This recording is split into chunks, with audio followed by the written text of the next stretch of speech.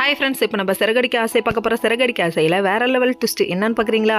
அது நடக்க போகிறத பாருங்கள். ஏன்னா விஜயாவுக்கு கொஞ்சம் பாசம் கம்மியாயிடுச்சு. யார் மேலே? நம்ம ரோகிணி மேலே. அதனால் ரோகிணி ஒரு பக்கத்து பிளான் பண்ணுறாங்க. இது ஒரு பக்கம் இருந்தாலும் நம்ம முத்துக்கு பயங்கர ஹாப்பிங்க. அதாவது தான் பொண்டாட்டி இது மாதிரி கார் வாங்கி கொடுத்துறாலேங்கிற அளவுக்கு, அதை வாய் திறக்க முடியாத அளவுக்கு இன்பதிர்ச்சி.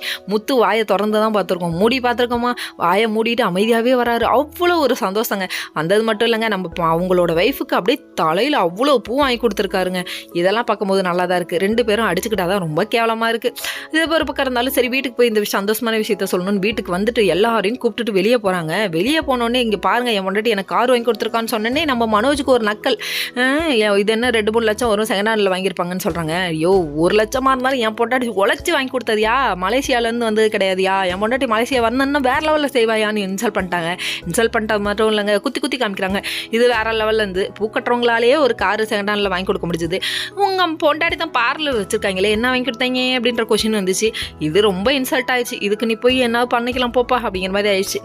அது மட்டும் இல்லைங்க, அதாவது இந்த காருக்கு பின்னாடி முத்து பேர் மீனா பேருன்னு சேர்த்து எம்முன்னு இன்ஷியில் காமிச்சோன்னு இன்னும் வயிறு எரிய ஆரம்பிச்சிருச்சு நம்ம விஜயாவுக்கு. விஜயாவை சமாதானம் பண்ணத்தை நம்ம ரோகிணி ஒரு புடவை வாங்கி கொடுத்தாங்க. ஆனால் அதெல்லாம் பத்தாதாட்டுக்கு இப்போ பெரிய பங்களாவே வாங்கி கொடுத்தாலும் விஜயா சமாதானம் ஆகாது. ஏன்னா நீ கண்டிப்பாக மனோஜுக்கு ஒரு பிஸ்னஸ் ஸ்டார்ட் பண்ண ஒரு வழி சொல்லியே ஆகணும் அப்படின்ட்டாங்க. இல்லை, அவன் உழைச்சி சம்பாதிக்கணும், நீ என்ன தான் சமாளித்தாலும் பல நாள் திருடன் ஒரு நாள் மாட்டி தானே ஆகணுங்க. அந்த மாதிரி மாட்ட போகிறாங்க நம்ம ரோஹிணி. என்ன பண்ணுறது தெரியாமல் ரொம்ப தடுமாறுறாங்க. நீ எவ்வளோ தான் சம்பாதிக்கிற காசை வச்சு எவ்வளோ தாம்மா பண்ண முடியும்? எதுவுமே பண்ண முடியாது. இதுக்கப்புறம் நீ விஜயா கிட்ட கொத்த மாட்ட போற. ஓகே ஃப்ரெண்ட்ஸ், நெக்ஸ்ட் வீடியோவில் பார்ப்போம்.